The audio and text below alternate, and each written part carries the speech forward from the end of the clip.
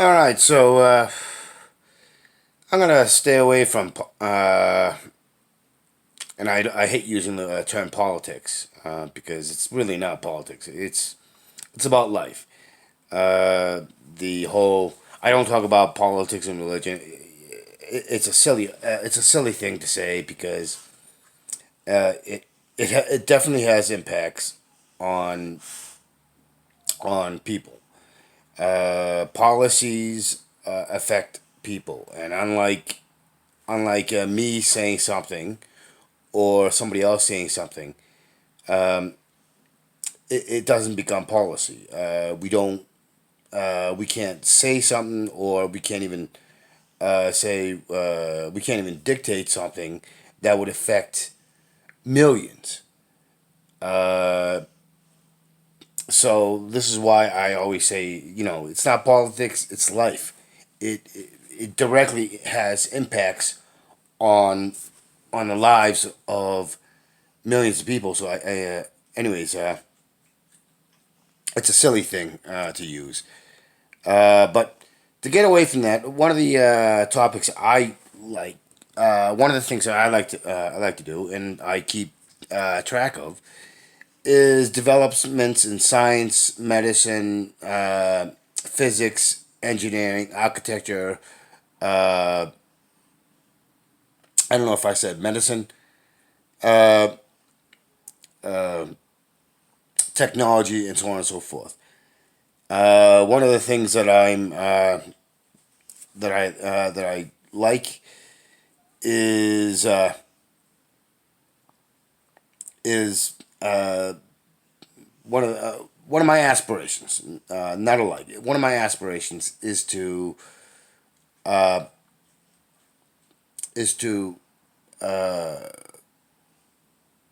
be able to say have a starship, like you have a car, and be able to take hop into my starship and go zooming around the universe, uh, discovering, learning, and exploring.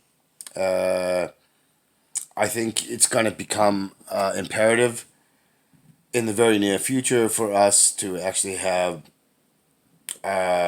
discover new worlds where we can populate, because at the rate we're going, we're destroying destroying our world, our planet, the very biosphere that's necessary for our survival, the one that provides us and doesn't put any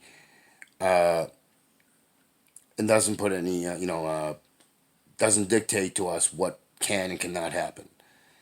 And and the thing is I wish that there was some higher being who would say, you know what, you people are insane. You are wasting what I have given you. You are not educating yourself. You are not keeping to your natural morality. You're not thinking critically. You're basically being nothing more than the animals that you so like to look down upon. When in fact, if we pay attention to the animal world, I think they are more connected to the natural world than we are. We seem to forget, or push out uh, the uh, the obligations we have for being the so-called higher intelligence, with all of our vast potential, because we're not using it. We're not using that higher intelligence, all that potential, in any way, shape, or form. So Isaac Arthur, he's a guy that does science fiction, and he's into engineering and physics and all that other. He's one of the guys. He's a person who talks about you know talks about space travel and building artificial habitation out in space, and he covers a lot of stuff. And he's one of the people that I like to I like to watch and I like to listen to. Um, he's he's a good source for imagination and curiosity. So, anyways, he's however I think he's Isaac, and I do like him. I think he's also tends to be somewhat conventional. Uh, and I think that's a lot of there's a problem with a lot of the scientific and engineering and all that other all those other fields is that they have a tendency to think conventional terms because of the very education. Because even though they'll say, well, it's not written in stone. It's not, there is can always, unfortunately, the way the education system works is that even though you have that, we don't know it all, and there could be, there has a, they have a tendency to actually take it almost like it's written in stone, as if there's no way to think outside of it. And that's one of the problems I have with higher education. So that's what I mean when I say I think he has a tendency to be conventional.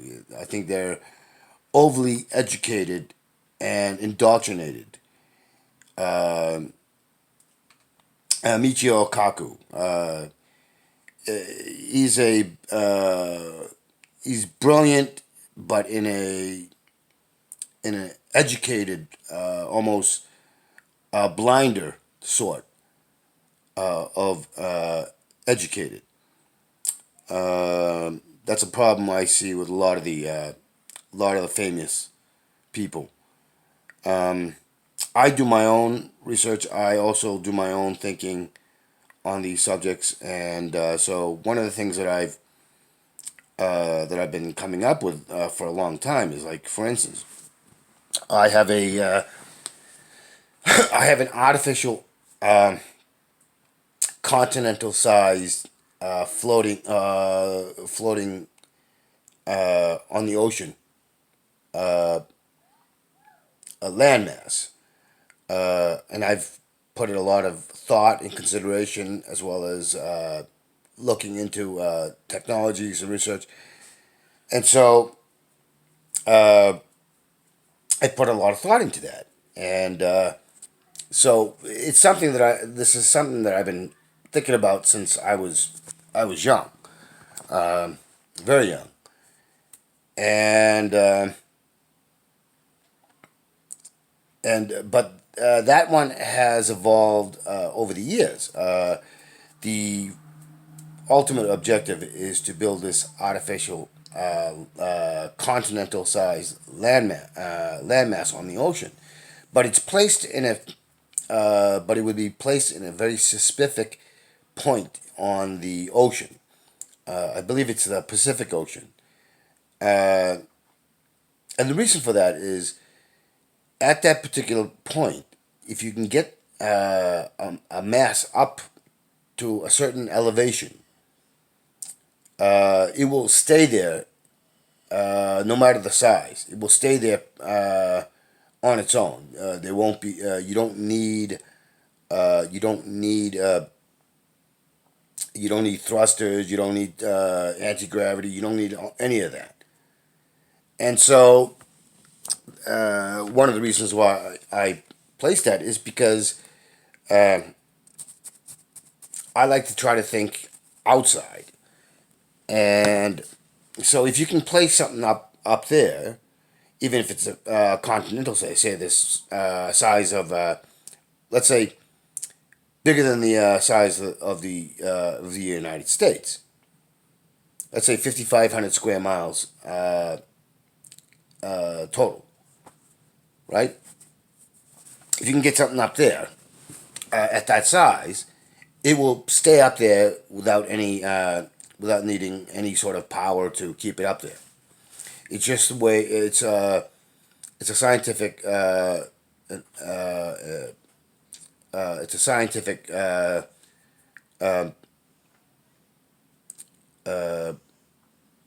point uh, that has to do with physics and everything else and how it works. So, anyways, that would allow. So, like, if you had, so if I had a like a, let's take my artificial landmass on the ocean is 5,500 square miles, and let's say I send up another artificial landmass and put it above, and it's let's say it's another 5,500 square miles. Then I would use a carbon or graphene ceramic that's created much like how our muscle tissue would look like. Highly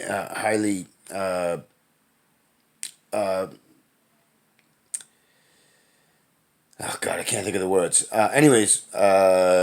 But basically, it's something like how we build suspension bridges.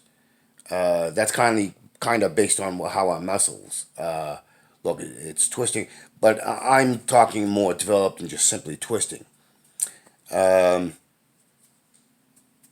So I would create a space elevator that way, and I would send up that way. We don't need to use rockets or other stuff. But the how would I do that? Well, one of the ways I would do that is to create a electromagnetic electromagnetic rail system that would go up to a certain elevation, uh, and it would launch a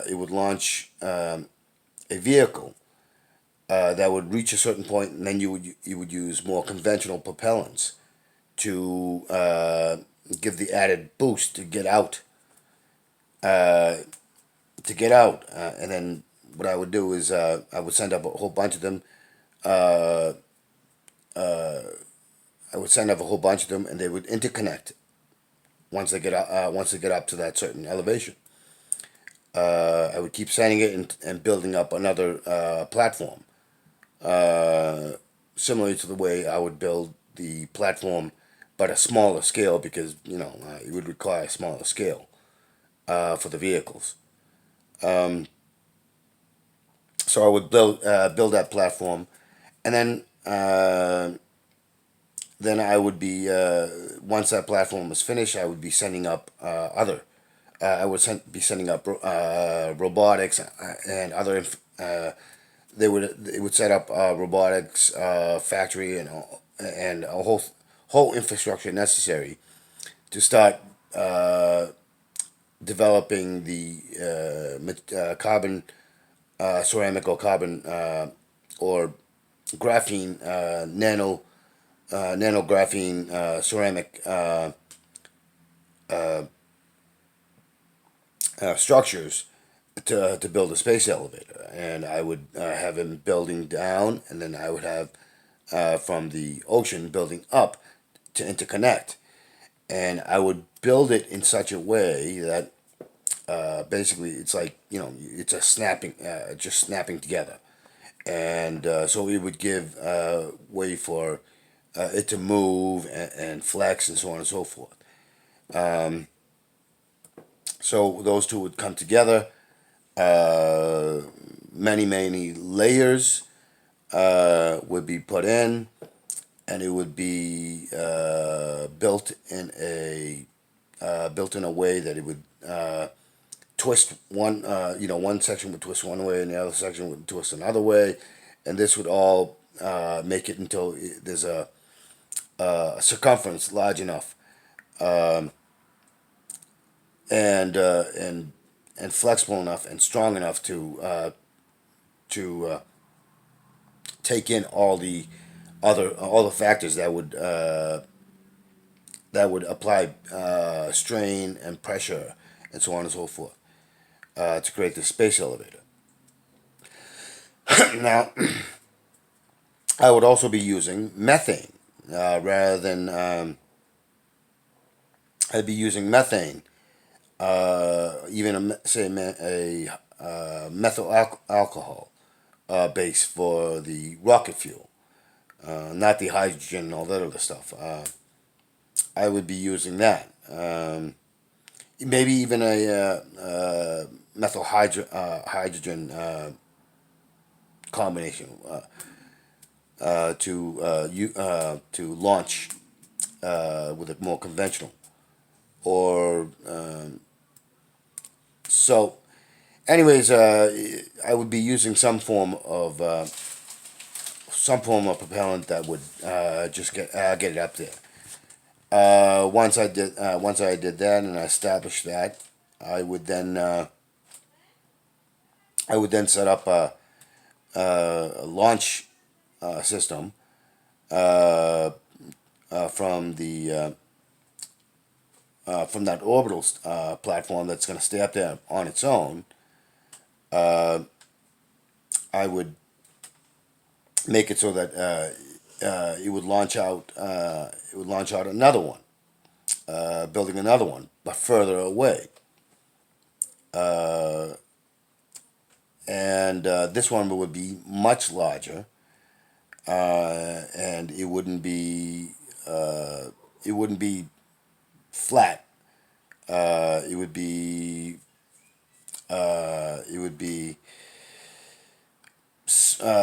more circular, but it would. But what would happen was the top would spin one way, the bottom would spin another way, and then the core in the middle, inside, would spin another direction. And this is kind of trying to copy how the Earth works, because I'm trying to get a magnetic field for this uh, for this um, for this habitation out in space, because the one that's placed certain up to a certain point in the stratosphere actually would be covered under the electromagnetic field of the Earth, and so all that would require is making creating a uh, some redundancy systems to keep atmosphere and everything else uh, in place. Um, there's some other factors that I've thought of and so on and so forth, but this is what I would do. So I would create a third one, but out beyond the magnetosphere of the Earth, and it would create its own artificial gravity, as well as developing its own magnetic shield. Uh, and I would also be collecting helium-3. Would be using a technology that NASA developed, using this sort of gel that would collect helium-3, and then have I would be creating a fusion reactor. But the fusion reactor, I think it makes more sense and it's more logical to create it out in space than on Earth. And this fusion reactor would be created while it's open to space. So it would get a fusion reaction. It's open to space, and so on and so forth, allowing the temperature out in space to help create the natural fusion reaction. Uh, and there would be magnetic shields and everything else to make sure that the radioactivity that's created by creating a fusion reactor from getting into the massive habitation, and this would also include space docks in this, where we would build up the infrastructure for a space dock to build spaceships. So, but one of the first steps would be to create a swarm of robotics that would be sent out towards the asteroid belt and start mining material from there. Um, I've I'm not gonna get too involved with it, but basically I've made it so it's like a relay. So there'd be a smaller or larger points of habitation going out and out, and material, and they would be connected. Uh, and what would end up happening is all the material that's mined would be helping to create more of these habitations and also bring down resources for because we're destroying our planet by the resource mining, resource extraction that we're doing here. So we do need to get resources down, such as lithium and all sorts of other stuff that we're using. But the mining extraction is having toxic and poisonous effects. Um, so uh, yeah, so I have all this, and I even have a theory on how to potentially build a starship that kind of goes on the scientific physics of warp drive. Uh, but this would mine's kind of different because uh, it's not really like a warp drive, because what you're doing is you're using high energy to basically cut into subspace. It's Subspace would be the layer where you're kind of in and out of the realm of reality, and you're traveling through that subspace. So the effects of a warp drive, where you're going and you're pulling and pushing space in front of you, and having space behind you push you forward. Well, that has a problem of basically when you come to a stop, you're sending all the matter that's out in space uh, straight forward like a cannon, but going at ridiculously high speeds, and it would destroy everything in front. Not really a good. Not really a good thing, especially if you're trying to get to a planet. You don't want the planet destroyed by the by you trying to get there. Um, so my theory basically is that it would eliminate that problem uh, while while keeping while being able to uh, go there without all that, and it makes it getting there far faster, and doesn't run into a lot of the issues. Of course, I do have problems with some of the scientific theories. So, so that's remember, as I said, there's this thing of like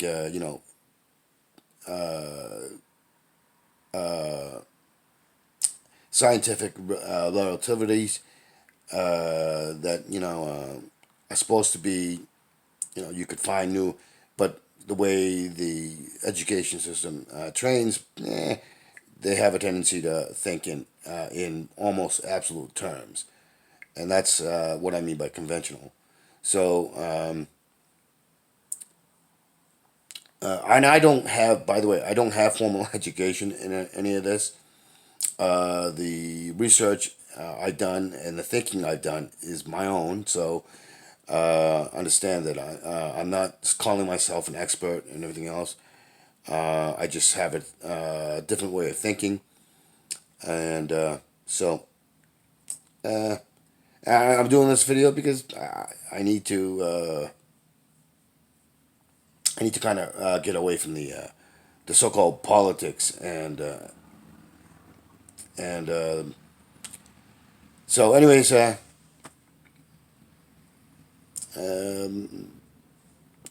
take what you will.